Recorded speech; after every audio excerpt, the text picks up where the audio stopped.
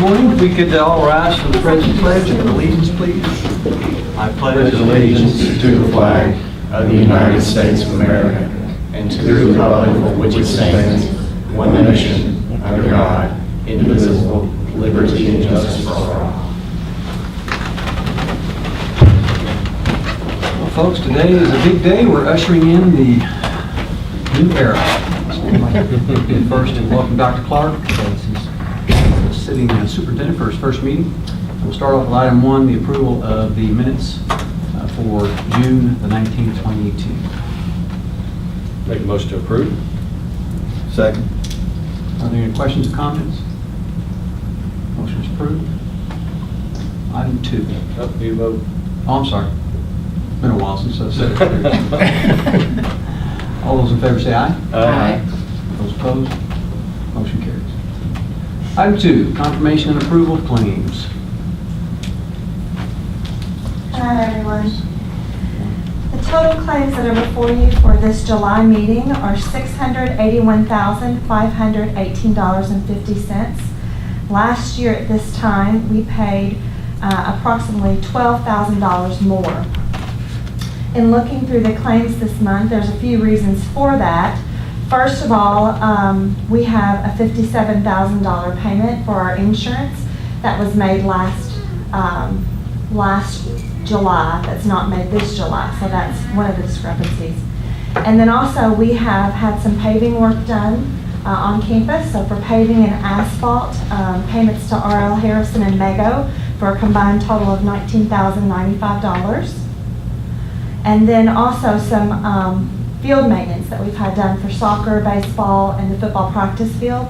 That was paid this month for $19,510. And then one other item that's kind of neat, there were some drones that were purchased for the STEAM program, and that was through a grant with our foundation. So that was for about $7,800. And then in Fund 400, there were 4 bond series principal and interest payments for $326,387.73. How many drones does $7,800 buy? I believe it was 6 or 7. I'm not exactly. I think it was 6 or 7. Those are nice drones. I can double check and get back. Hey, but it was on a grant, right? So It was. It was. it's awesome. Any other questions or comments? Seek motion for approval of claims. So moved. May I have a second? Second. All those in favor say aye. Aye. Motion carries. Item 3, financial reports. All right, so before you, you have the treasurer's report, the balance sheet for June ending, and the monthly financial report for June ending.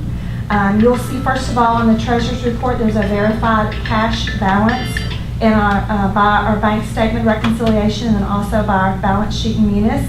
There's a balance of $2,925,376.42. So our fiscal year 2018 has ended. That was on June 30th. So as of today, we're still making some final adjustments to prepare for the generation of the unaudited annual financial report and balance sheet that are due to KDE by July 25th. Next week, we will have final figures for each fund balance pending any necessary auditor adjustments. That information will assist us in setting the 2018 tax rates and then finalizing our fiscal year 2019 working budget.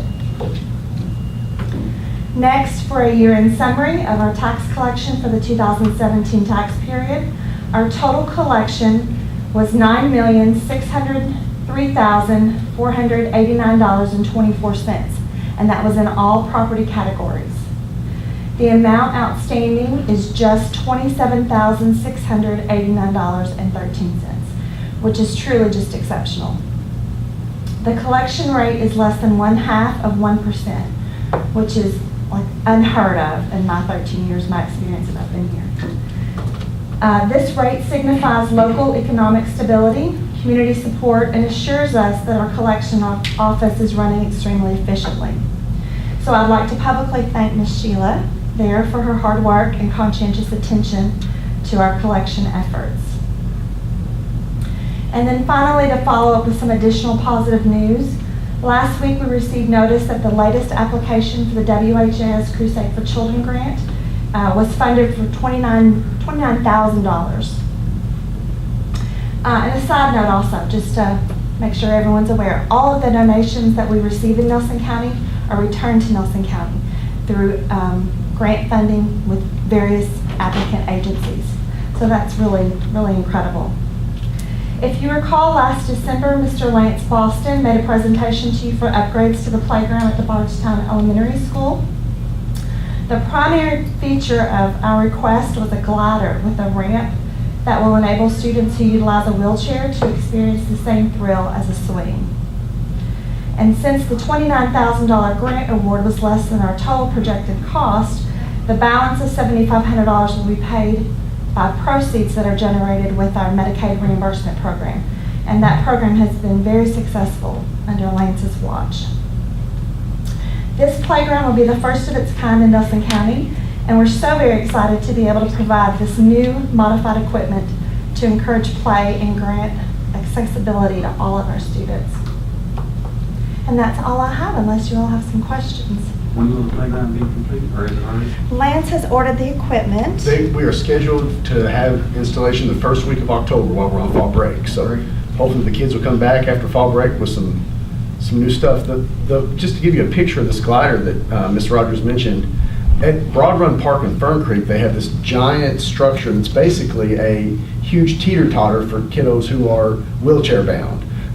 In Nelson County, there really isn't anything available for families of students in wheelchairs that they can experience without being taken out of the wheelchair. So this will be a really nice opportunity for not just the school, but parents in the community who know the location, which I'll share with our families, to where they can even come and have some recreational time with their kids without having to drive to somewhere like Louisville. And that's one of the big things that I push when selling it and talking with the WHS about it. They fund, for our size as a district, they fund us much more than they do other similar sized districts. And a large part of that is because they've been very pleased with what we've done with the money.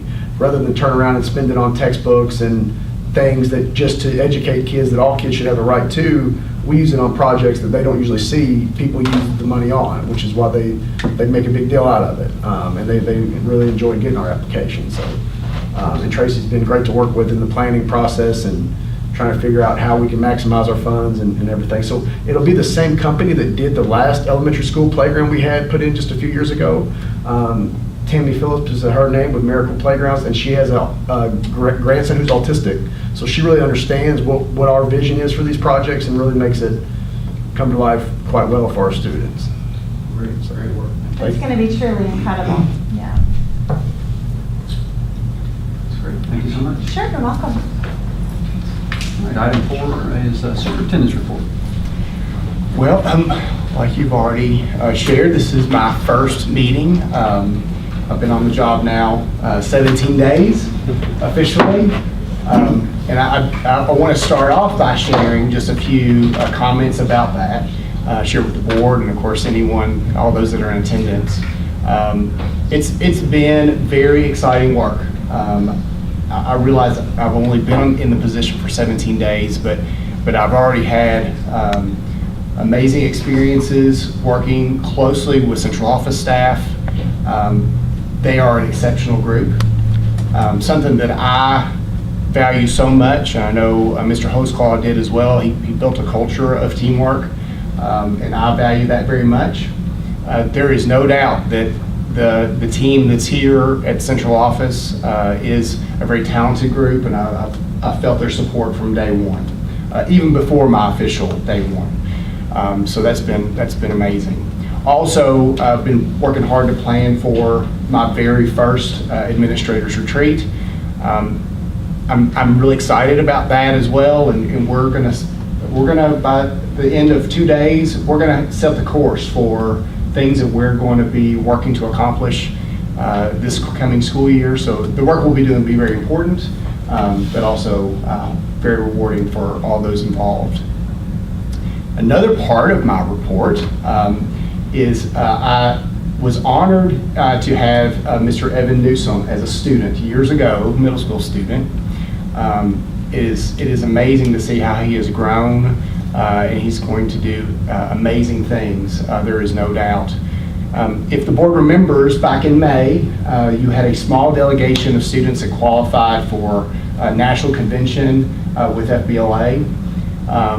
Evan is going to be a spokesperson for that group because I thought it would be really good for the board to hear their experience. I think it was an amazing experience, and I don't want to say too much, Evan. I will give the podium to you. Good morning, everyone. Thank you very much for having me. My name is Evan Newsom, and on July 2nd, a group of Bardstown High School students who participate in the Future Business Leaders of America group were able to attend the national conference in Baltimore, Maryland. These students had all qualified to attend this conference based on their performance at the state competition earlier this spring. While we were in Baltimore, we got to do some really amazing things and experience the city and the culture of Baltimore. Our hotel was located just a few blocks from the famous Baltimore Inner Harbor, where our students were able to see the historic ships, the location, Fort McHenry, right there on site, and some really historic and incredible things that were right there accessible to our students. As you can see, we also visited Washington, D.C. while we were in the area. We did that on 2 separate occasions. The first time, the students were able to visit many of the famous Washington sites, including the Library of Congress, the Capitol, the Mall with the Washington Monument, and see all of the things that we've been reading about all year in our textbooks. Earlier this spring, after we found out that we would be attending the national conference and that Washington, D.C. would be an option, Ms. Hodges and I were looking into the possible things that our students could participate in while we were in Baltimore and D.C.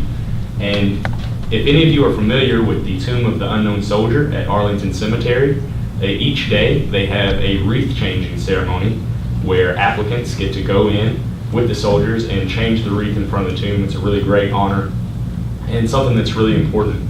And so I sent in an application to be able to do this and quickly received that we were accepted and would be able to change the wreath. And so on the Sunday that we were in DC, myself, along with Clay Newton and Isaac Kaiser, were able to participate in the ceremony with the guards at the Tomb of the Unknown Soldier and change the wreath in front of the tomb. We got some FBLA representation there on the memorial. And that was something really important, not only for the students who participated, but for those who got to see the experience and really understand the depth of how important that is and other things in DC that really mean a lot to our students. CTSOs, Career Technical Student Organizations, deeply changed the lives of the students that participate in, whether it's FBLA or any other group. And I was speaking with my mom just the other day, kind of recollecting over my FBLA career. And through FBLA, I've been able to attend a national conference in Atlanta, in Anaheim, California, fall conferences in both Daytona and New Orleans, and this trip to Baltimore. FBLA has taken me all across the country. I've been able to see things that I otherwise wouldn't have been able to see, experience cultures that are not available to me in Bardstown. And that is all made possible thanks to this school board that provides the funds to allow our students to take those trips and broaden their horizons, to see things that they wouldn't see here. And not only that, but have it be career-oriented. Have it not just be a fun vacation trip, but something where they're going to enrich their lives. Our students, for example, participated in business events at this conference with the best students from across the world. Although it's called FBLA, the Future Business Leaders of America, there was representation from over 8 different countries at this conference where other students were participating. Our students were able to speak with other children from across the world. We were able to collaborate and network with other students with like-minded interests who we may be seeing on later down the road. And all those incredible opportunities are made possible because we have a very special school board who sees the importance in allowing these organizations to change the lives of their students. And I just wanted to give a very deep thank you to you guys who've made all that possible, not only for me, but for the other students who have been able to take this journey with me as well. So thank you very much. Thank you, Evan. Thank you very much. I think he deserves it.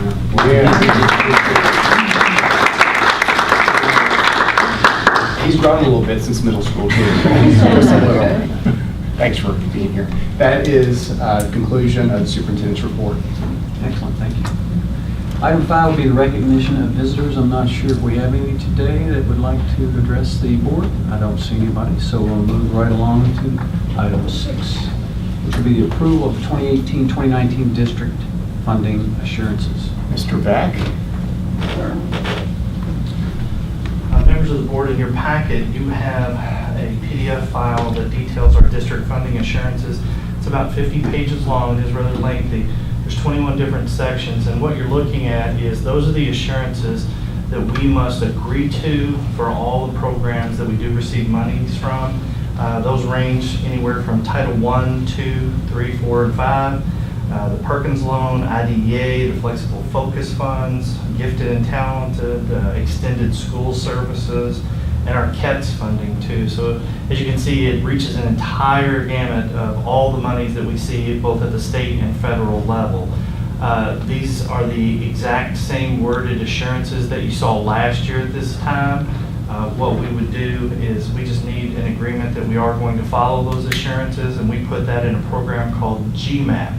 What you will be agreeing to today is that as a board, you're going to follow those assurances, and then we have a document that we upload that says the Bardstown Board of Education agrees to follow these assurances, and it will be in our minutes today, and this is what we'll put in GMAT.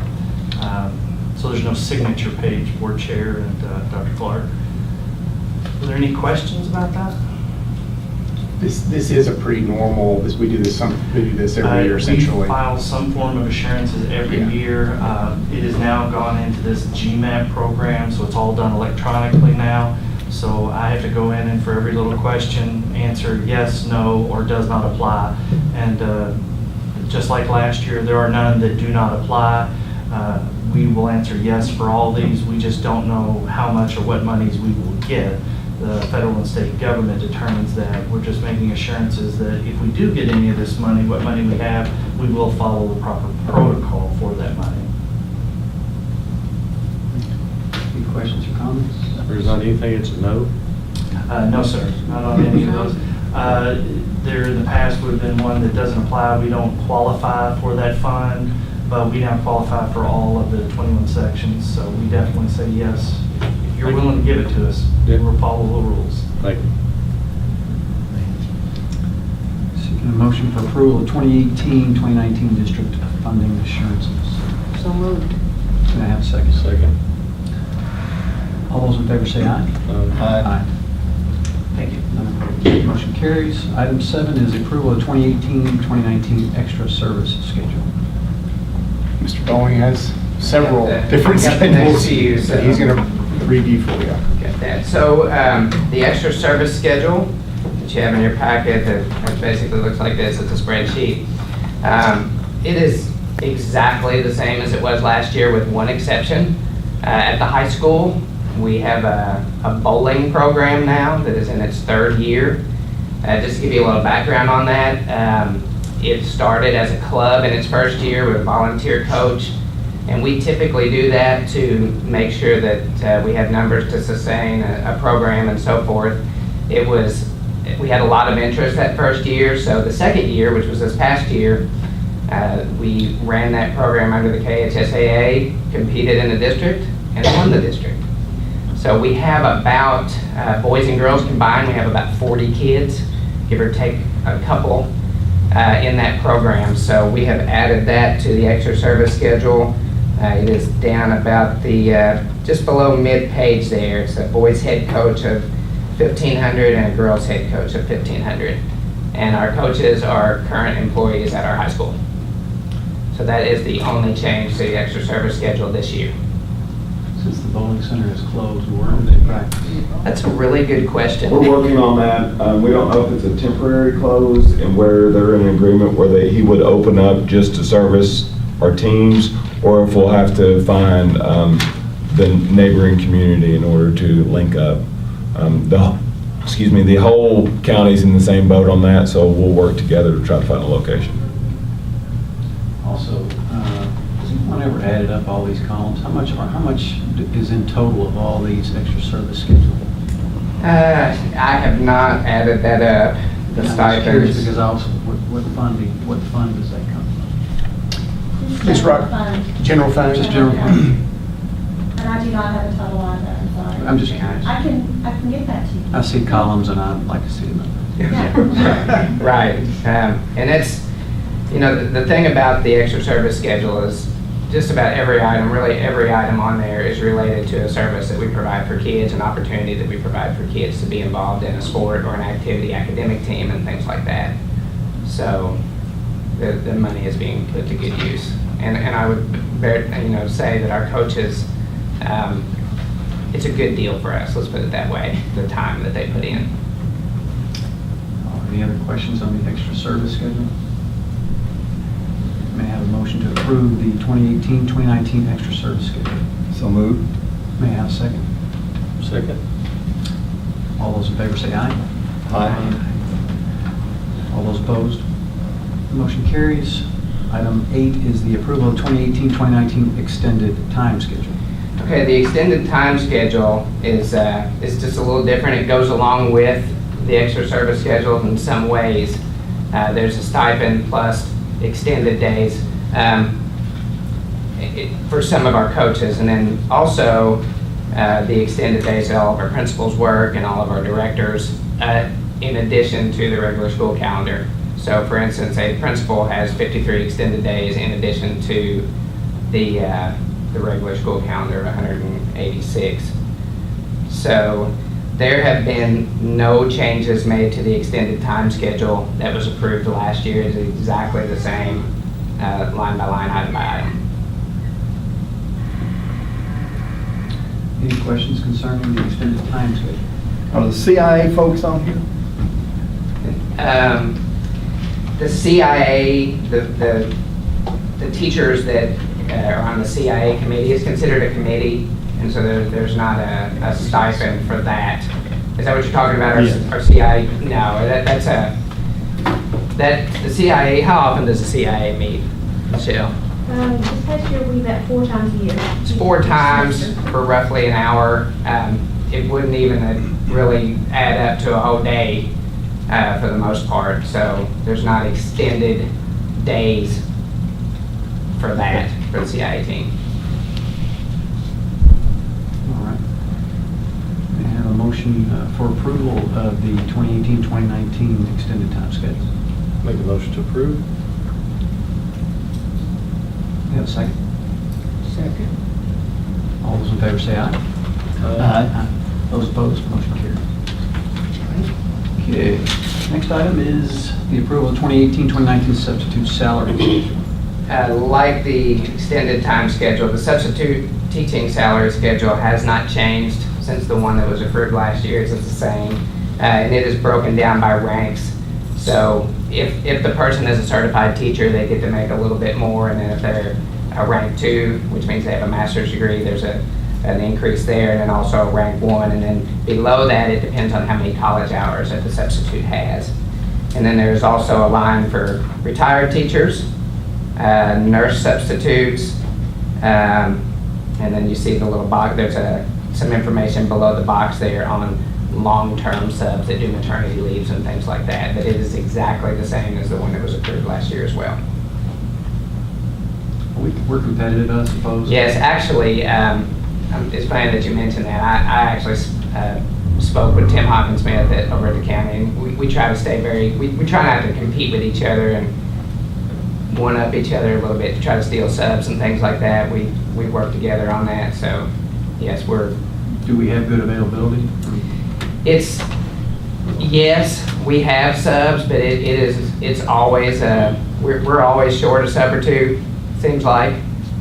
Building principals will tell you that there are days that they're, maybe missing 1 or 2, but most days they're covered. But I would say just about every day that we're missing somebody somewhere.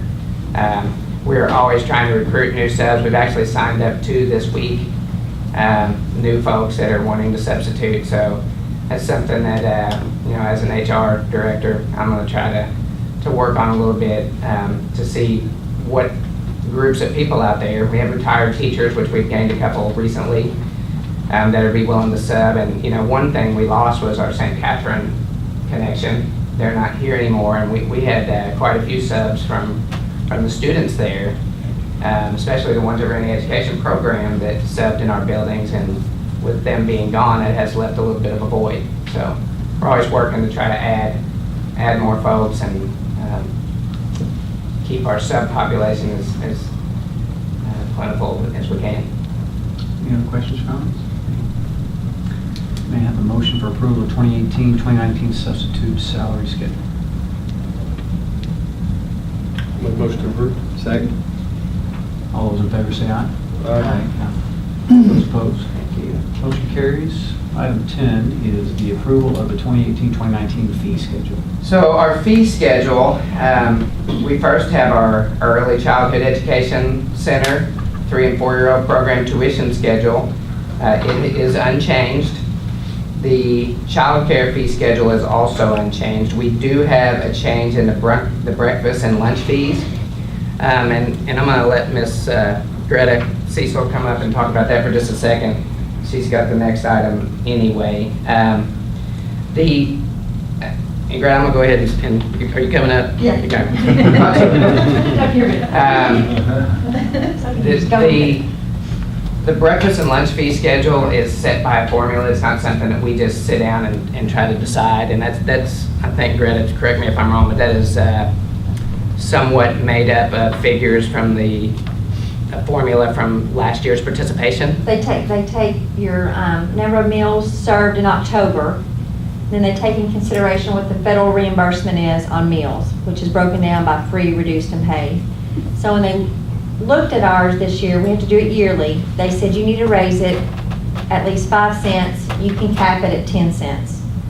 So Dr. Clark and I met. We decided 5 cents would be on the lunch would be appropriate at this time. The reason why they said 10 was when we went CEP a couple years ago, taking the K through 8 all free lunches, I asked for a waiver not to raise high school at that time because I didn't think that was appropriate to take K through 8 free and then raise high school. Right. So with that waiver, we're a little bit behind, but they understand because of that waiver that year that we'll eventually catch up. So this year, we're at 250, so they said 255 is your minimum, and that's what we're going to go on. Okay. So that was the only change to the fee schedule. Questions, comments? Questions? A motion for approval of the 2018-2019 fee schedule. So moved. May I have a second? Second. All those in favor say aye. Aye. Those opposed, motion carries.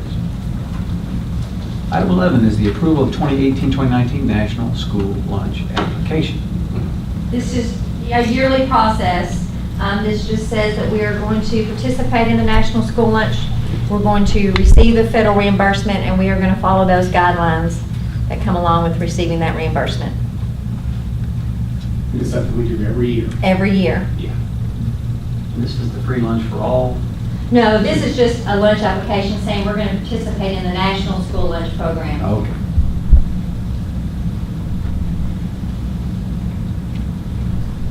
Questions, comments? Motion for approval of the 2018-2019 National School Lunch Application. Make a motion to approve. Can you have a second? Second. All those in favor say aye. Aye. Those opposed, motion carries. Item 12 is the approval of the first reading of the board policy updates. And, boy, that's some good reading. Yeah, there's lots I hope of. I hope that you all enjoyed the reading. There are two things that were in the packet. There's one document that would have taken lots of time to scroll through, and that's the one that has any additions that are done. They're in blue, and anything that is deleted out or changed is in red with a strike through it. This is, like you said, it's tough reading, and not all of it. There's pages and pages of policy, and then there might be one little change. So all this is done through the Kentucky State School Board Association Policy Service, which we subscribe to. They help keep everybody legal. And one of the things that they do is provide this document. Yours obviously didn't have the highlights and notes on it like mine does, but it's a breakdown of cheat sheet, if you will, to give you an explanation of all the changes. Now, there were 40 total this year. Some of them are legal changes, which were required to change, basically. Some of them are recommended. This year, 38 of the 40 were legal. 2 of them were recommended. Mr. Downs and I went over these prior to his exit, and kind of helped train me up on how to look at this, and it looks like all 40 are things that we definitely want to do. I'm going to give you just a real quick breakdown. This is a first read anyway. We will have a second read in August. So there will be some time to read and digest and ask questions if there are any. But for instance, 10 of the updates this year were regarding charter schools, which we don't have a charter school within our boundaries. But the way I understand it, the explanation that I got on the cover letter for the updates is that even though there isn't one in our district, we still have to have the language in the policies. And for instance, if you look at the third page of this particular document, the update is 3.1235. It requires the board to grant a 2-year leave to any teacher who has been offered employment in a charter school.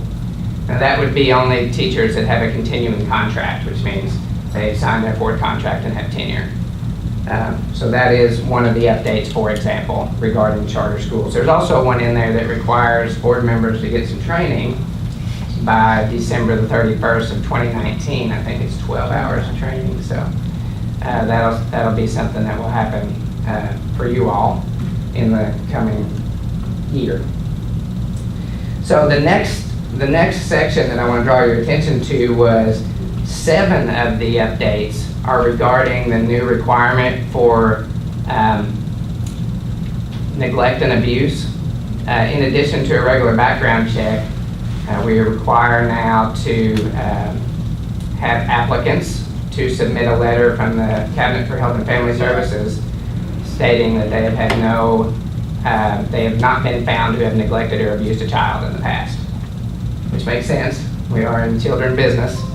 So applicants have to do that, and let's see here, that's on page 4, that's 3.21, and in that same one, current employees must notify the superintendent, and this is a change we had to make to our opening day training, so the current staff know this, but if any current employee must notify the superintendent if at some point they have been found to neglect or abuse a child. So that is another piece of that. And then 3.27 then authorizes discipline for any employee who fails to report such. So that's 3 of them right there. So there are 7 that center around neglect and abuse requirement. All right. There's another one that I was going to make you aware of, and it is on the first page, and it is 1.42 and 1.43, which allows Board of Education meetings to be conducted via teleconference if the need should ever so arise. So that one does also involve you all. And then on the third page, 3.11 changes the 30-day posting requirement for vacancies to a 15-day requirement, and that's one that is pretty important to us also. As we have vacancies, we don't have to post them for 30 days anymore, it's 15. So I would invite you to look through those. If you have questions, shoot me a message or call me, and I will find an answer or get you an answer or tell you the answer as soon as I possibly can, and then we will look at these a little more at our next read.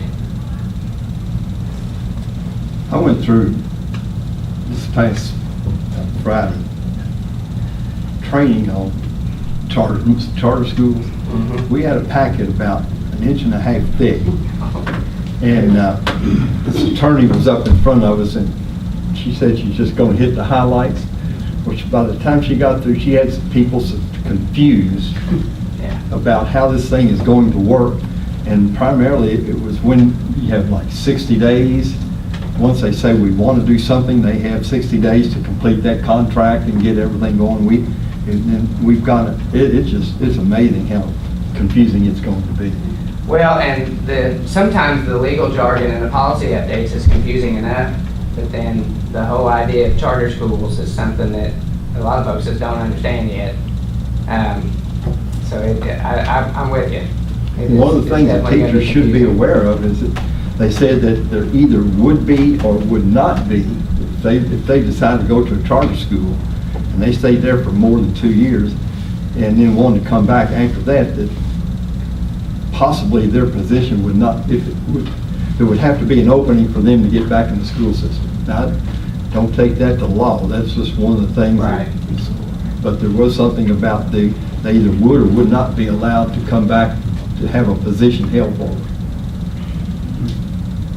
My understanding is that we would have to grant a 2-year leave, Right. but not in excess of that. That's correct.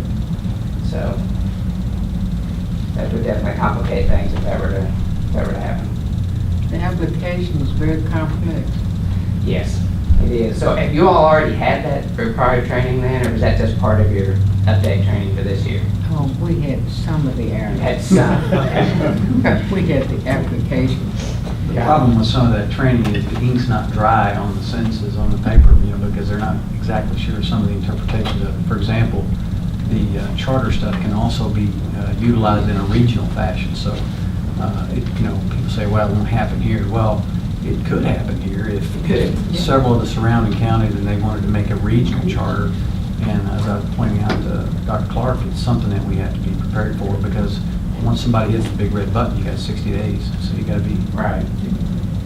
And that's basically what we're talking about, is this awareness. And the other thing is things change. And by the time we really get a handle on this, it could change again. right. So, I have a question. Yes. Quickly on the abuse of children notification and background check.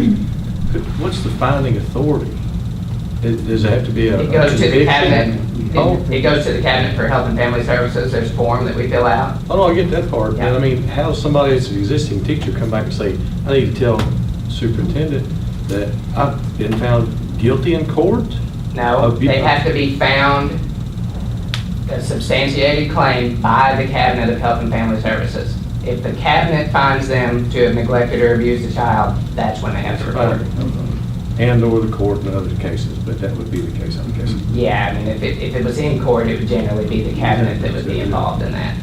Yeah, but it's the cabinet. So it would be a record. Yes. The complaint would be. So this, background check of a new teacher, do we not automatically check that? Is it voluntary? Well, it has not, it's not part of the normal background check. Right. So this is an addition that actually reaches out to the cabinet so that they can do an additional check. Yes. So it's not part of the normal, as it is right now, a normal background check. So what do we do? We have the existing teacher that complies with this and comes to you and said, yes, 3 years ago, I've been here, or I've tenured. What was it? The penalties here? Is that part of the policy yet? There's policy that says if they fail to report also. No, what if they do? If they do report, I mean, I guess that would then lead to whatever appropriate action was necessary. It doesn't spell out the discipline. It authorizes discipline, but doesn't specify what it is. Hopefully, that is not the case, or we don't have anything that happened, but again, we don't know.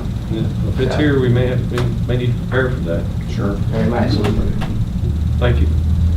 Any other questions on this first read? Okay, thank you all. Seeking a motion for approval for the first reading of the board policy updates. So moved. Second. All those in favor say aye. Aye. Those opposed, motion carries. Item 13, approval of the Little League basketball and facility management agreement. I'll invite Coach Clark up to talk to us a little bit about this agreement. We've had Little League for a long time and will continue to, so he'll kind of bring up speed on this new agreement. Do they have the contract? Yes, it is in their packet, yes. Okay, basically what's happened is Nelson County has run Little League and they have decided to back out in their school district. So the county is taking it over, and we're just joining it. Nothing's changing, all contracts are the same. We're just not going to be a part of Nelson County. Does that make sense? Well, just to add some clarification, you know, the Little League program is extremely successful. We serve grades 4th grade through 6th grade, boys and girls. Basketball is what this pertains to. There have been 2 individuals, Alex Hay and Bill Broaddus, who had been overseeing, doing scheduling, making sure referees are in place, make sure there was space for games. Having been a coach, a Little League coach, I mean, I interact with those folks often. So what this does is those individuals are no longer going to be doing that level of oversight. It's going to fall on the Nelson County Parks and Rec and Nelson County Fiscal Court. Tyler, I think Tyler Wimsett will be the one really making sure that schedules are getting out, facilities are available. Really, business doesn't change, yeah. Nelson County fiscal area is controlling. They already do all the soccer, they do baseball, they oversee it, and then they contract out Little League football, Little League baseball. So basically what they're doing is Tyler is taking over Little League basketball. Nelson County has been running it. Bill Broaddus is about to retire. He's the one that's been in control. He's pulling out of it. So that it's a natural fit for them to take that over. We are our own rec league, but we are joining their umbrella under our terms to just as a conference to play games. So we will use our facility agreements. We charge our kids what we want to charge our kids, not what they set. They're just in charge of scheduling. They're in charge of paying officials. We're in charge of everything in our house. Our insurance covers our kids no matter where they are. Part of the agreement is their insurance covers their kids. So we're not adding any additional liability to this service. In the contract, you see specifically that we do not, only thing that we're required to do is pay a $40 team fee, which is an existing fee that already was in place. So they cannot control the price point on our students. We control it. We control teams. We control team structures. We control all aspects of our Little League program. We're just joining their conference. Now, this specifically says Little League basketball, but this is going to be all encompassing for all sports? It's just Little League basketball. It's just Little League basketball. We are in the process of, we have Little League programs outside of basketball that we're running. We have Little League football, but they're in a different conference. So it's the exact same thing, but they play over in LaRue County.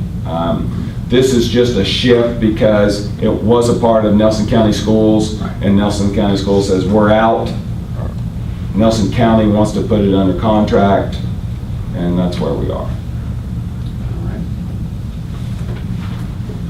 Questions, concerns? I see. Motion to approve for the Little League basketball and facility management agreement. Make a motion to approve. Second. Second. All those in favor say aye. Aye. Those opposed, motion carries. Item 14 is the approval of the school-wide fundraiser, the BMS PTO, BES, BPS PTO. Elementary. I know you have. So in your board packet, there's 2 fundraiser requests, school-wide fundraiser requests for each of those PTOs. Parent-teacher organization. Yeah. Questions, comments? Seek a motion for approval of the school-wide fundraiser. I'm not going to say it again. I make motion to approve. Second. All those in favor say aye. Aye. Those opposed, motion carries. Item 15, approval of the leave of absence request. So also in your board packet, there is a list of those staff requesting leave, and I think actually that the only person is Miss Brittany Alvey, who's I think just had her baby. So we extend her congratulations, but also she is requesting leave. Motion for approval of leave of absence request. So moved. Second. Second. Thank you. And All those in favor say aye. Aye. Those opposed? Motion carries. Item 16 is personnel resignations and retirements. Also, you'll find those in your board materials, those that have rendered their resignation and those choosing to retire. That information is in your packet. Alrighty. Item 17, if there are no questions or comments on that, item 17 is the SBDM council minutes in your packet. And item 18, I'd seek a motion for adjournment. Make a motion to adjourn. And a second. Second. All those in favor say aye. It's nice to see family backing you up. It's good. Is that to I make sure- appreciate that too. Is that to make sure we didn't abuse you first? She may be, just keep an eye on me. You may be right. Motion carried. We are adjourned. He's going. Good job.